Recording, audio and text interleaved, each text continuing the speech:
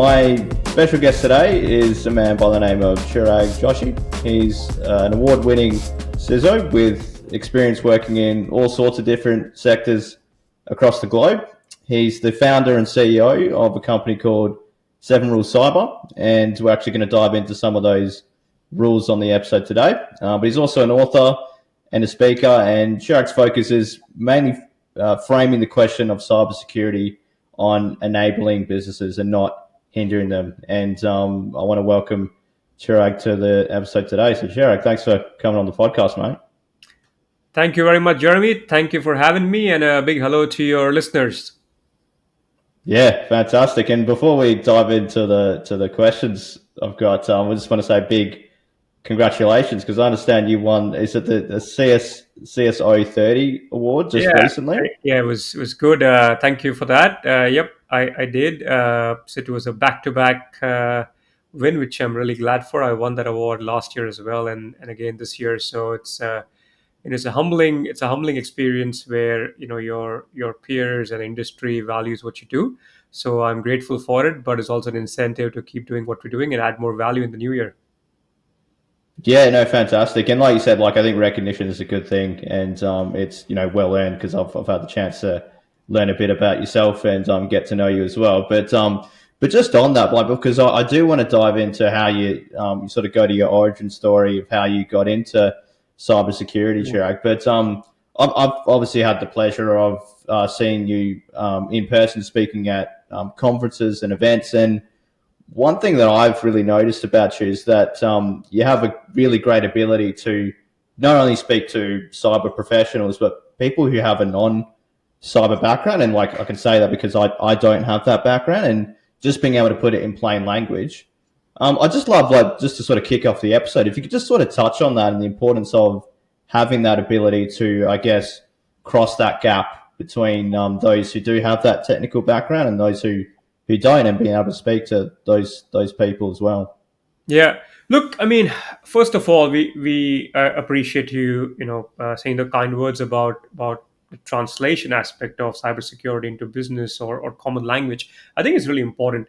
Uh, Firstly, the let's just look at the role of technology that is in society today. Thanks to technology, we are able to do this episode today. We are able Yeah. to uh, live our lives despite the pandemic that we had, where we were able to communicate, collaborate, even do business. But more broadly, technology has offered us amazing opportunities in the areas, name it, and you'll have technology reflected there. The quality of our lives are dramatically improved thanks to technology. So it's really vital in this day and time. But our reliance on technology also requires us to trust that technology, that it works for us. Because if we don't trust it, we're not going to adopt it. And if we don't adopt it, it really hinders human progress. Because if you look at our society today, it's been progressing because of technology. It's powered by technology. So that's the mission of cybersecurity: is enabling this progress through trusting technology. So if we start with that premise in mind, we almost think of security as something that is I never start something saying, oh, this is security is important. Well, firstly, let's understand what's truly important, and security enables that. And how I look at the role of security. But also now, in this current world that we live in, think of the transactions that we do online.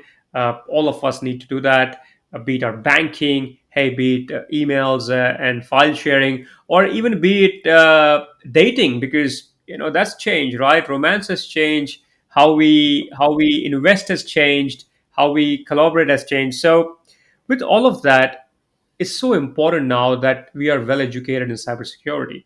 And now there is a recognition of that largely. If you look at, even 5 years ago, there wasn't this broad acknowledgement across the country and across the world of the importance of cybersecurity. There were certain pockets which obviously were, highly mature, and obviously cybersecurity, information security has been going on for decades, so it's not new in that sense. But the impact that it has is definitely now a lot more pronounced. Uh, and I hate to talk about data breaches to start with. I usually talk about the human aspiration side, which is why when you asked me this question, I started first by answering as to how our world is transformed. Even generative AI and AI, which became such a big thing this year, is projected to add trillions of dollars to our global economy and progress. So with that in mind, that's the aspirational part of it. But we've also seen major data breaches hit us right this year, in Australia and across the world, where over half of our population, close to half of our population's data has been disclosed and breached. So it's a major issue, and that's why people are paying attention to it. But what happens though is, if there is interest, and if there is interest from people like yourselves and people who are non-security or non-technology people, because they are now starting to pay attention, and if I talk to you in a language that you don't understand, if I start talking to you about zero trust, or technology speak like XDR, MDR, throw out terms like SIEM, and throw out terms like CVE scores and vulnerabilities, you lose people. It immediately is a completely different language than what they are used to. So what I like to do is translate that into a language that people typically understand. And for most businesses, in fact all businesses, understand risk, because that's really what is bread and butter to most businesses. It's operational risk, financial risks, legal risks, reputational risks. Businesses know that, executives know that. So if we can translate the impact of cybersecurity into business language, that makes it more real. If we can talk about the impact on customers, real impact on people, I think that's how you start to get the message across. And if you can quantify that in financials, that makes it even more real. If we just don't talk about cyber breaches and cyber incidents, but actually talk about the potential financial losses of this. I know finance is one aspect of overall, but finance is an important aspect when it comes to executives. They pay attention to the financials. So I think that's why I really want to focus on the risk and financials. But for common citizens too, like, think about it this way. Uh, if we talk about importance of sensitive personal information, just in the classic corporate sense, people get it, right? People get it.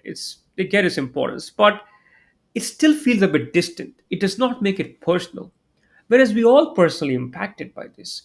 If somebody's data is breached and somebody's contact details are now available, and they were escaping a terrible situation where they were, either escaping a domestic violence situation, or something along those lines, and now the data is out there, it can have a lot of implications on their personal safety, personal security.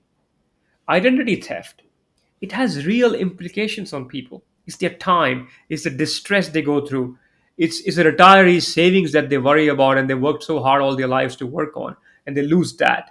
I think this is where we got to make it more personal, because it's a personal issue to people. And so we talk about cybersecurity, but cyber safety is equally a part of it in this day and age.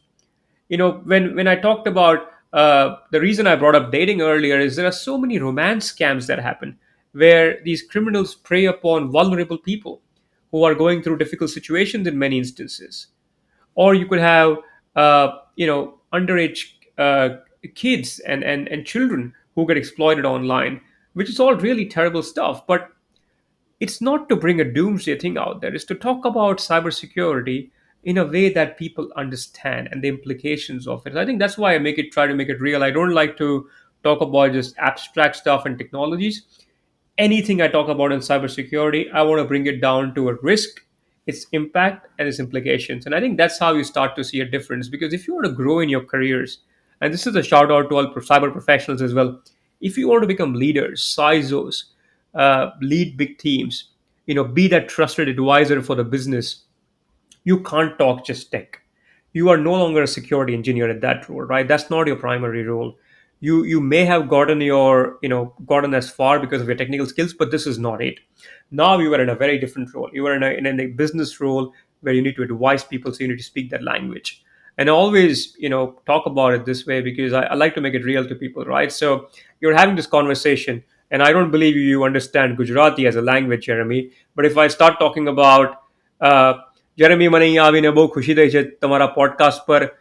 મને બહુ ગમ્યું છે. આપણે બહુ message spread કરશું. What I just said in Gujarati was, I'm really happy to be on your podcast.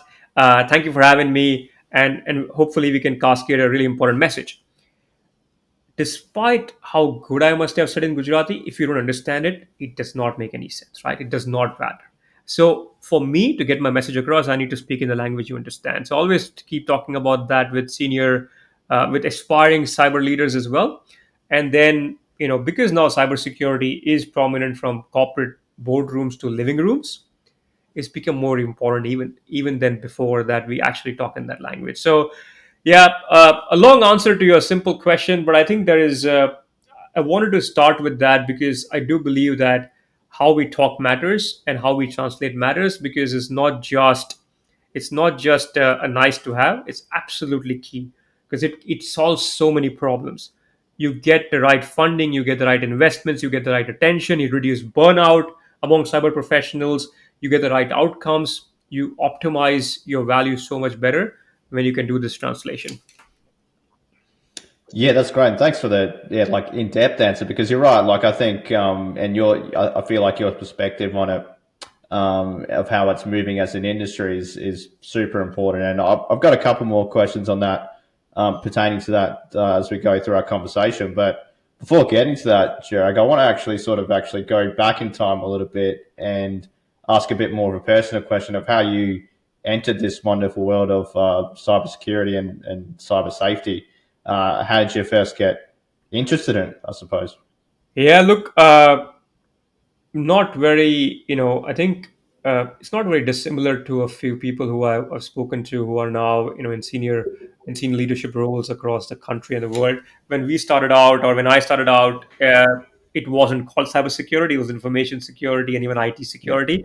So uh, my background, really, I'm an engineer by education. So that's really how that was my education. Then I did my master's. My master's was in telecommunications management, which was a mix of technology and business courses. And that gave me kind of that foundation, I believe, of technical skills, but also started understanding that business language and all the stuff that I mentioned earlier. I think you get a flavor of that world as well. So with that education in mind, I was one of the fortunate people where initially in my career I started in the more systems analysis engineering space, where I did technical hands-on work, be it running systems, configuring them, deploying them, troubleshooting them, uh, and also security at that point came part of that mix. Is when you were building somebody's machine, or you were configuring a server, security came with that, right? It was technical security. It was around the rules, the configurations, the settings. I think that was more of the focus area. I also ran firewalls and networking, so I think that was a good opportunity for me to get my hands dirty. But I think one of the key things where it got my start was when I was working on payment card industry data security standard, which is PCI DSS compliance for an organization in the US, and that was the early days of PCI DSS. Now PCI DSS, by the way, is global, all across the world, all encompassing. I guess anytime we deal with payment cards, which is all the time these days. So that is where I started in my kind of security ish role, with PCI DSS being like the one I got really involved, because you start to formulate a program that is not just technical; it's also the policies, the training, the awareness that comes part of it. And then I was I really enjoyed it, so I got into a role that was completely 100% focused on cybersecurity. Back then it was called information security. So that is a role I took on, and then I worked with different. This is all in the U.S. Where I started my career. Worked with different organizations, worked across a wide range of regulations such as HIPAA, which is a healthcare protection act in the U.S. There's a lot of other things, but it talks about the security of health records, which is so important even to this day, as we've seen sadly in Australia with the recent breaches. Uh, so PCI DSS, HIPAA, I think all of those things got me, you start to work with different stakeholders. And that's been the good fortune that I've had in my career, is I've been able to work across many different industries, be it higher education, financial services, government, energy, consulting, healthcare entities. So when you work across all these different organizations, you have to become good at influencing people, with stakeholder management, and helping them understand why you are there to do what you're there to do. Because if you're just a technical specialist, you can be in your little corner and get work done by and large, and you'll be okay. But if you're in a public facing role or external facing role, like I have been in most of my career, uh, that required me to kind of pick up these things. So that's how I started out. But then progressively over the years, I moved into more management and now leadership roles, where you start to work across all the different areas in cybersecurity, and that gives you good appreciation. And I've been lucky because I've worked across every function that is in cybersecurity by and large. And then when you take on a leadership role, you are a lot more prepared because you can, I think you can understand the breadth as well as the depth. But I stop on the depth because sometimes when you go too deep, that's not your role. That's where you have trusted people and folks who you trust to go to that. So yeah, that's how I started in my journey. Been lucky, like I said, I've been really fortunate to be part of good professional associations that helped my growth in my career, such as ISACA. I've been an ISACA member for over a decade now. I'm a board director with ISACA Sydney, but I started out with ISACA Denver in the US. So, associations like that where you can network, where you can get together with people, they really help improve your skills. And I did a lot of certifications along the way, which also helped my career journey. And I recommend certifications. Good certifications will help you. I don't recommend just getting them for the sake of it. Get them with a purpose and back them with work experience. But yeah, I did that. Then the books came along the way, just as a journey of, I like to, I've always enjoyed sharing and teaching and educating people as part of my work. And then you start to figure out what works for you and what works for the people, what do they like and what doesn't work. And that became my first book, which was using principles founded in psychology, neuroscience, public health campaigns, and applying them to security awareness and training, because cybersecurity is still a human issue, right? Like most of Mm. cyber incidents, over 90% happen because of the human factor. It touches all of us. So I think the awareness and behavior was the starting point. And then my second book came along a year or so back, which was around bridging the divide between business and cybersecurity. How do you get business to pay attention, and how do you optimize your cybersecurity investments? What type of measurements you put? But then, what do you need as a professional to grow? And that came out of my own journey. Is if you want to become a leader, what goes into that? What are the soft skills that go into that? Be it having the empathy, the emotional intelligence, uh, good communication skills, good presentation skills, you're keeping energy levels up, reading the room, giving people options, and not just going in with this one hard line that this is how it's supposed to be done. Because we are advisors in cybersecurity. We are rarely decision makers at a business level. So I think those are the things that I came out in my book. And then how to build an authentic good brand. A brand building gets associated just with sometimes with self promotion, and I don't think it has to be that way. A good brand is grounded first in serving others, and if you do that well, and if you talk about what you're doing, I think then that gives you more credibility. So that's been largely my journey. Lots of good people along the way have helped me to be where I am, and I think that's really important. Is finding good people who you can trust, who will let you make mistakes, and be there to guide you.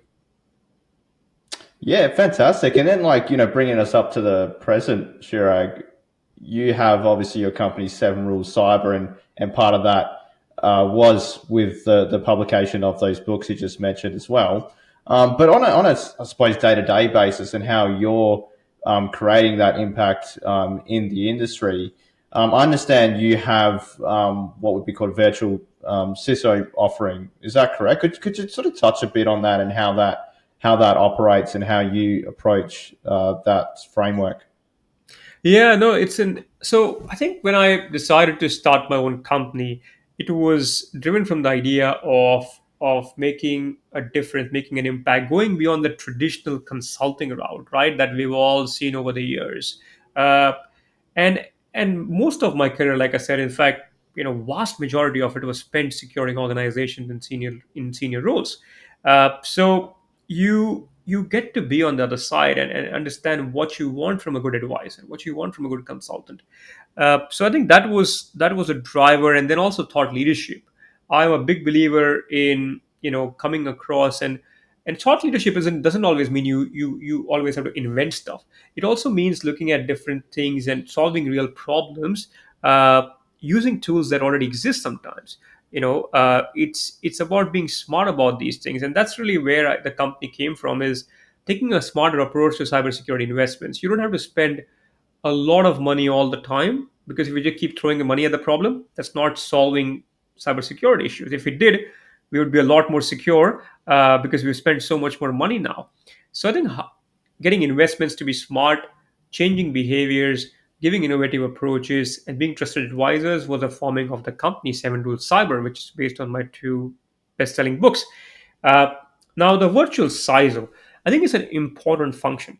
Now, a CISO is obviously a security leader, right? Somebody who is your trusted advisor, who can help business leaders get assurance on the security posture that they have, and point out things when they're not going well. Not every organization can afford to have a CISO. This is especially true for small, medium businesses, because, vast majority of our economy is run by small, medium businesses. They're lifeblood of economies, and they are the hardest hit with cyber incidents. Most of the cyber attackers actually end up going after them. And these businesses are also part of our supply chain. So even the larger Mm. businesses need to pay attention to that. So for them, hiring a full-time CISO might be cost prohibitive, or they might not yet be ready for that. That's where a virtual CISO comes in, because a lot of these medium businesses actually have outsourced IT providers or managed IT providers or people who run the IT for them, and they need somebody who is experienced, who can quickly get up to speed, and can, and with authority, advise them and their stakeholders, and for not for profits, the boards, as well, on the security posture, keeping their managed IT providers honest. Because even if they're doing a good job, you always want that second opinion, right? You want that someone to actually make sure that, same people are not checking their own homework. And I think that's where the independent voice is important. The virtual CISO plays that important role, is it offers you that value without necessarily having to hire somebody full time. Now, I don't just like to stick with virtual CISO, because some a lot of the work I end up doing also is I'm an advisor to CISOs.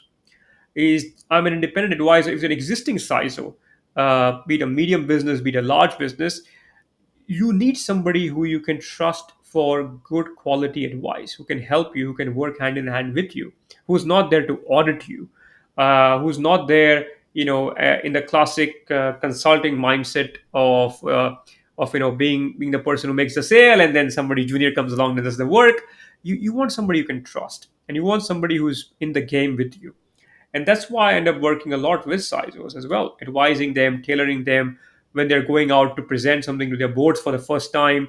Hey, what message should I take? I'm building a strategy. What do you reckon I should put in the strategy? Because I have the good fortune of working across so many different industry areas, and being part and running a lot of thought leadership sessions, that I talk to a lot of people, and I see what's working, what's not working, where the trends are going, and that can really help CISOs. So I think it's both advising CISOs and helping organizations who can't afford full-time CISOs, because there are so many medium small businesses who need one. And maybe that's where, bringing in a virtual CISO is a starting point, where this person, and maybe it's me, comes in and helps you understand, where your gaps are, where your weaknesses are, where you can quickly, smartly invest money. And that's the thing most people need to realize. You can actually save a lot of money if you bring in the right people, because they'll get you the efficiencies. Because sometimes investing a lot in technologies without a strategic mindset, you're going to be wasting money. And I've actually written a whole paper about that, which, I call the 3C approach to enterprise security architecture, which is all about how do you optimize your tooling and your investments in tooling. But those are the things that can really help organizations, and I believe that's where a virtual CISO, or CISO as a service, or a CISO advisor can be a strong advocate. So that's something I'm really focused on, and being, like I said, lucky to work with a lot of good people. Yeah, that's fantastic, Chirag. And I suppose, like you're mentioning, because you are working across with a lot of different people, you have, I suppose, a unique perspective, right? Because, like, I imagine there would be certain nuances in different sectors, different industries that may be useful or may be applicable in another industry. Is that something you've noticed when you do have the ability to work across such a broad range of different areas? Oh, 100%. Look, I think our industry, and that's collectively in the cyber industry, we talk about it a lot. We talk about the fact of what we call as threat sharing, intelligence sharing, of sharing lessons learned, of collaboration. Such an important, vital part of it, and it's vital because it we can all learn from each other. But it's also important because certain industries went on compliance journeys and regulations journey before others did. Like financial services in Australia were more mature historically than some of the other sectors who were not regulated. So when you go down that journey, let's pick financial services where APRA, the regulator, put CPS 234, which was a standard put forward, which was focused on information security. And the first thing it has a lot of things, but the first thing it has, and the most important thing is, it elevates the role of the boards to become responsible for cybersecurity. Right? It's not a technical function, it's a board executive level issue. It elevated that.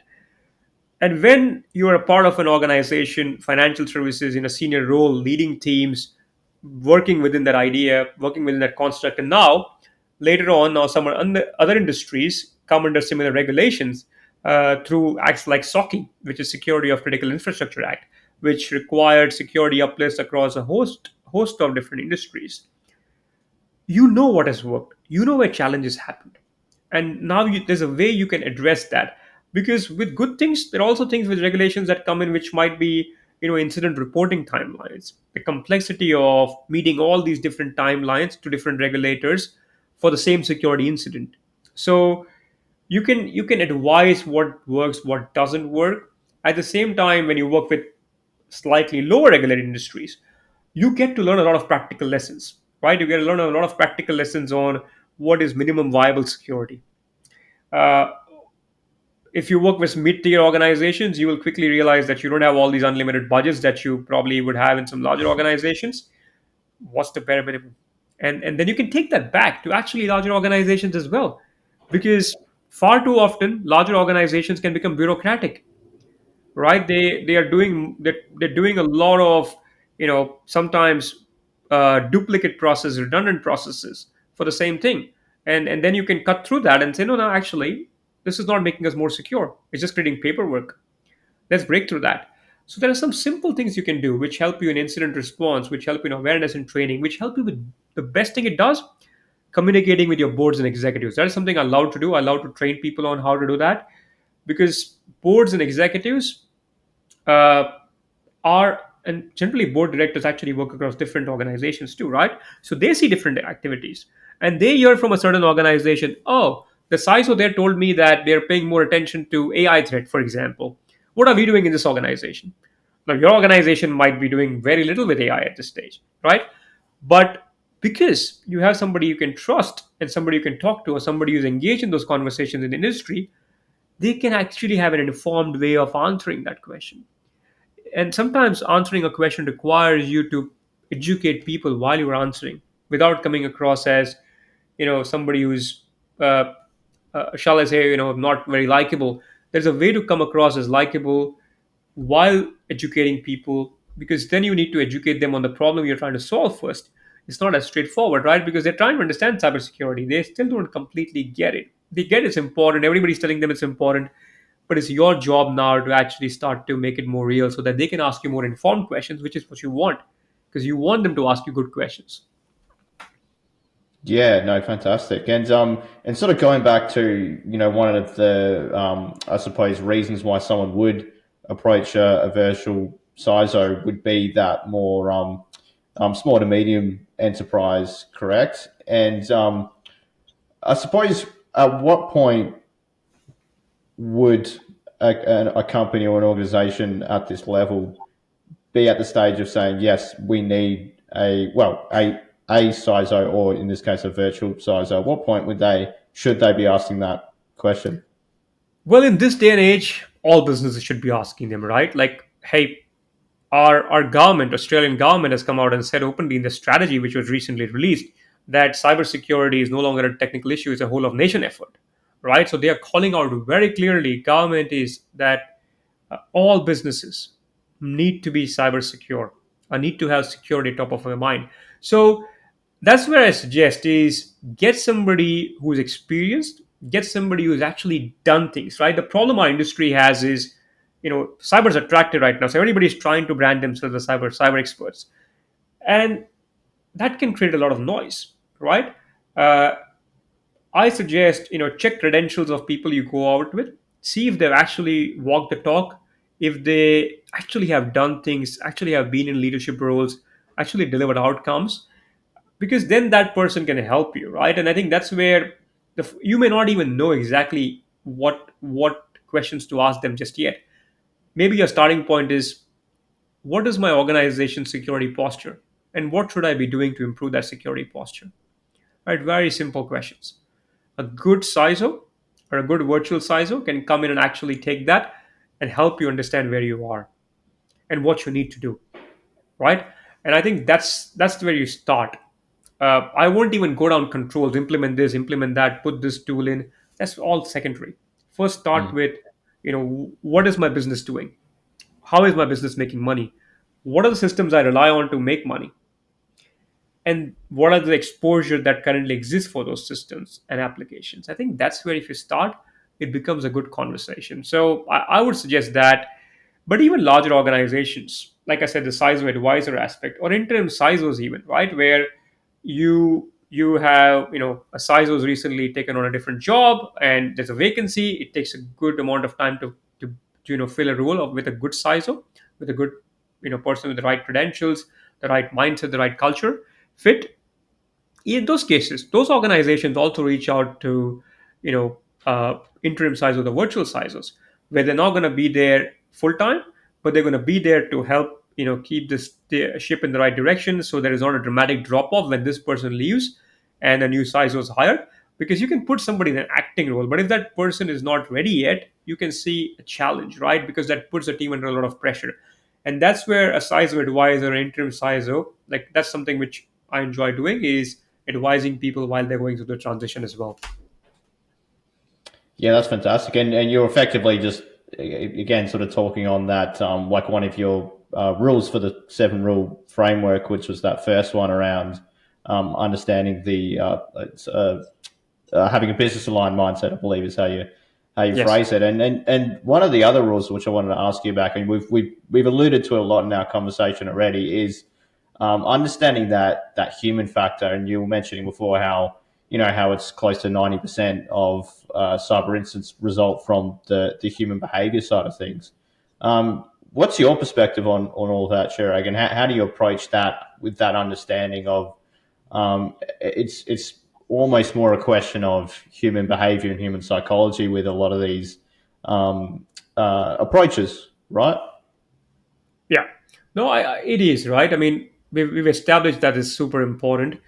Mm. I think what we need to do is move beyond traditional cybersecurity awareness, right? Like the traditional awareness of, hey, you start a job and you got to complete a security training module, to check a compliance box. I mean, that doesn't work, right? I think we need to get down to changing behaviors. And if you want to change behaviors, you got to identify which behaviors are most important that you want to change in a specific time. And that's why in my books I've always called about, the smart approach. And smarts are goal setting techniques from back in the 80s, but it really works well in cyber: specific, measurable, achievable, relevant, time bound. So I talk about the behavior you want to change, which should be tied to a risk that is important to the business of your organization, right? So say the behavior you want to get change in your organization is, you want your people to start reporting suspicious emails proactively, not just deleting them, not clicking on them, obviously, but reporting them. So that way, you have a culture where people are feeling more open and free to report and feeling encouraged to report, right? If that's the behavior you want, which I think is a really healthy cultural behavior in an organization, a smart metric could be within 3 months of your training your people on importance of reporting phishing emails, the reporting rate goes up by 20%, right? That's a smart metric. It's a specific behavior, reporting phishing, suspicious phishing emails. It's it's measurable, right? It has a specific number attached to it. It's achievable. You can get that information. You can get that information because you will know how many reports come in. It's relevant because it's a risk you actually care about, it's a behavior you actually care about, and it's time bound, it's 3 months. It's not in perpetuity, because if it doesn't work in 3 months, you change it. If it improves in 3 months, then you sustain it, and then you start to bring different behaviors. And I think that's how you got to think about it. I also talked about something which goes back to it, is making it personal, evoking emotions, right? Let's have some humor and some fun with these things too. I'm not saying make it all jokes and games, because sometimes people can go too far with that too, where somebody will be entertained by something, but they won't learn anything. So you want to learn something too. But you got to have some humor. You got to use some analogies and pictures, right? I've used in my presentations, just pictures of a pirate wearing an eye patch, and I bring that picture up, and I joke, "Hey, patches aren't just for pirates; they're for your systems too, right?" It gets a chuckle. People find humor in it. They find it funny. Uh, but that gets a message across of patching, right? I could do the same thing and write 10 bullet points, and I'll lose people. So I think emotions are really important. Making it personal is really important, but also bite-sized training, just-in-time training, role-based training is important. Is The same training doesn't work for everyone, right? Sometimes it's role based. If you're an executive, the type of attacks that you will see via social engineering, phishing, and others will be quite different, because they'll be very targeted to you, because you probably have a public profile. And now with AI, lots of benefits have come, but some risks have also come with deep fakes and people cloning voices and things like that. Just being aware of those things. Finance teams need a different training than your legal team would, right? Because different risks are involved here. So if you can, start with a good foundation, but then start to get in the role-based training aspect of things. Use good metrics, like I said, the smart metric approach. And then also, sometimes just in time training works. Is giving somebody training at the time when they need it, or the time they're feeling a pain, is the best way people learn, right? Is the best time to educate somebody on password managers could potentially be when they have forgotten a password, right? It's like, hey, if you actually have a password manager, like, you don't have to remember all these passwords. uh, that's a behavior change you can do, because it's just in time, just at that point, as opposed to talking about it in the training, then we just forgotten when you actually need something. So I think those are the principles. If you abide by, we can get better, and we just got to stop relying on fear so much. I know we got to talk about breaches. I know we talk about bad things, because that's important to talk about. But that shouldn't be the only thing we talk about. I keep saying the fact, and psychology backs it, is when a behavior is changed with aspirationals, with good news, with positive incentives, goes a lot better off than just using a stick. And create some competitions in environment too, right? Like, just, I talk about these things in my books, is create good competitions. A healthy competition, if it fits the culture, can help a lot in terms of changing behaviors and uplifting overall, because regardless of what we believe, we all care what other people think of us. And the same goes for organizations and divisions within organizations. So healthy competition can also help you.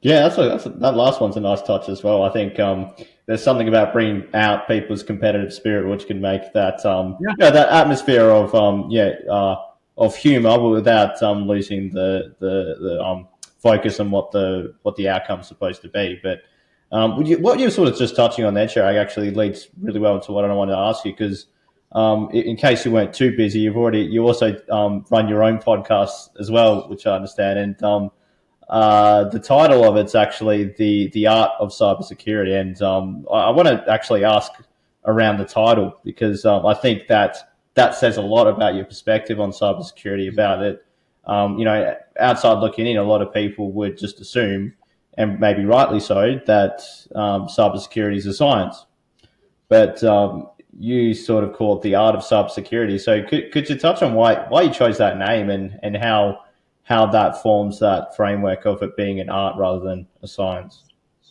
Now, uh, I think that's a really good question, and then I love the fact, Jeremy, that this has been such an organic conversation that we've had, right? Like, and I like how this has evolved.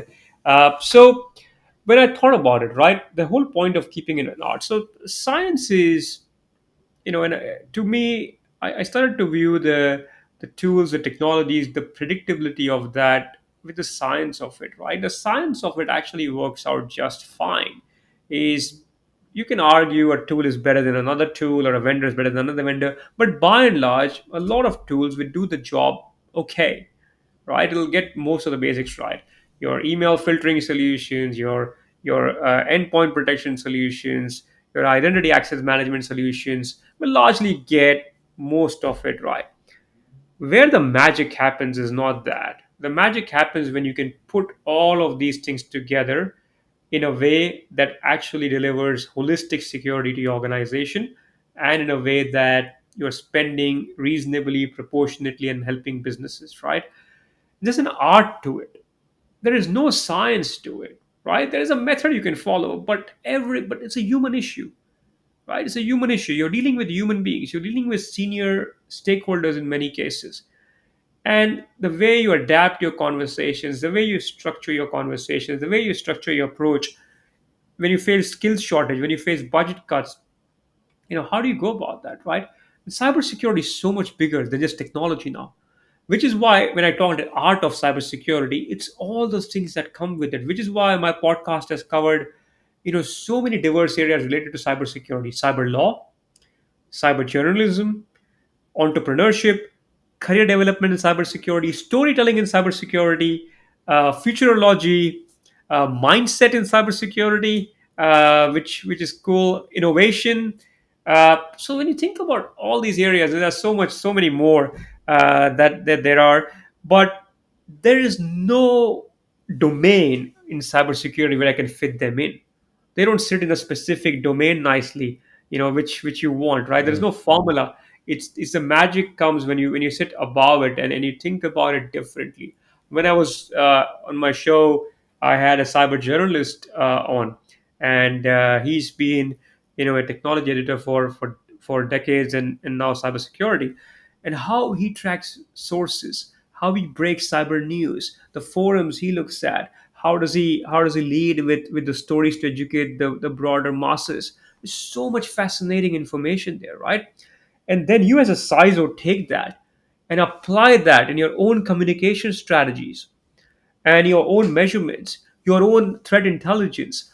I mean, you wouldn't make that connection by a formula or by a linkage or by a certification. You make those connections when you think like an artist, when you think of it differently, and you need those conversations. So that's where the title of the podcast comes from, and that's where I really enjoyed it. And similar to what you are trying to do, Jeremy, like I know you are trying with the stories that you bring forward to your audiences, a wide range of stories, a wide range of people. You're bringing forward a voice that they might not typically be used to hearing, a perspective they might not have heard, in common, or even if they've heard, they haven't made it very real to them. And that's what I enjoy doing, is making things real to people. And for cyber community and for people in general, I like to bring these different voices to cyber security. So that's where the art comes in more so than science. Yeah, and I love it now, and I'd recommend for those listening that they do check it out themselves. I really liked the episode on well, no surprise, on the one on storytelling. I thought that was a really Yeah. fantastic topic. We are unfortunately getting towards the end of our conversation, Chirag, but I did want to ask you one more question around Yeah. being a thought leader and a speaker yourself. Are there people that you have looked up to or have mentored you along your journey, whether that be formally or informally, like through books and podcasts, etc. Are there people that you've sort of looked up to in that journey that you've perhaps modeled certain aspects of as you've grown? Oh, there's so many, right? Like I love reading. I love reading. I love, like with any skill, public speaking, presentation. You need to invest in that skill. You need to spend that time. You need to adapt. You need to improve. I think there are. I wouldn't say there's one, but there are so many good books, leaders who have influenced different aspects of what I do. Be it people like Tony Robbins, who actually a whole generation of people obviously have been influenced by what he's done. But what I like to do is I like to pay attention to how they are engaging the audience, how they're getting their message across, the type of energy that they maintain, because a lot goes into maintaining that energy. And that's where I believe that you got to invest time in your physical health as well for you to be energetic, for you to be an appealing speaker, because you got to have that confidence, you got to have energy to last. So I think Tony Robbins, even people like Grant Cardone, who's an interesting in how he kind of talks about things, very different than Tony Robbins. But that's where I like to see different people and how they operate, because they all get a lot of audiences. Uh, Obviously, political leaders. I like to follow political leaders in terms of how they deliver their speeches, and there are some good speakers, good politicians out there who actually mobilize audiences and mobilize crowds and mobilize entire nations. And there's so much, so much to learn from that, right? Regardless of if you agree or disagree with their policies, that's not the point. The point is they were able to rally a whole nation to that cause, and that's why I like to read a lot and follow a lot of news with that in mind, less so caring about the shenanigans, more so than how people communicate, because you can learn a lot in that direction. uh, but then there are other people in different industry verticals and how they talk about it, like people like Jordan Peterson in psychology, who comes across in a very different way of how he communicates versus some of the other people I mentioned. But he's like, I like the thought process sometimes that goes into things. uh, People like John Maxwell, who've written so many leadership books, and very charismatic when he's speaking. If you ever see him, even if it's virtual, like speak, really charismatic in how we kind of bring things together. So so many things have gone into kind of that, and it's an ongoing thing for me. I'll come up with my own style, what works for me, because with all these gentlemen and women, like what has worked for them might not work for me. What works is, it's just, I like a high energy style. I like a style where I engage people, a style where I'm not scripted. I don't like to be scripted, which, hey, it's not always a good thing, right? But it's worked for me, where I talk off the cuff, and I don't like to stick to a script, because it stifles me, and it throws me actually off what I would normally do. So for me, how I prepare for things is I like to understand things deeply, because if I understand them, I don't need to read a document to tell me what I should say, because I'm actually talking from experience. I'm talking from a deep understanding. So I think speaking is that 1 hour that you speak, you probably spend 40 hours preparing for that 1 hour, right? And I think that's where the hard work comes in. Yeah, fantastic. And yeah, sure. I really want to thank you for coming on the show today. It's been a fantastic conversation. Where can people sort of find out more about you if they want to get in touch? How can they reach out to you? Yeah, so look, you can reach out to me on LinkedIn. I'm on LinkedIn, I'm very active there. You can go on my website, 7rulescyber.au, or you can also reach out to me on chiragdjoshi.com. You can check out my books on Amazon. The first book is Seven Rules to Influence Behavior and Win at Cybersecurity Awareness. The second book is Seven Rules to Become Exceptional at Cybersecurity. And if you want to check my podcast out, Art of Cybersecurity, you can find it on YouTube, Spotify, and others.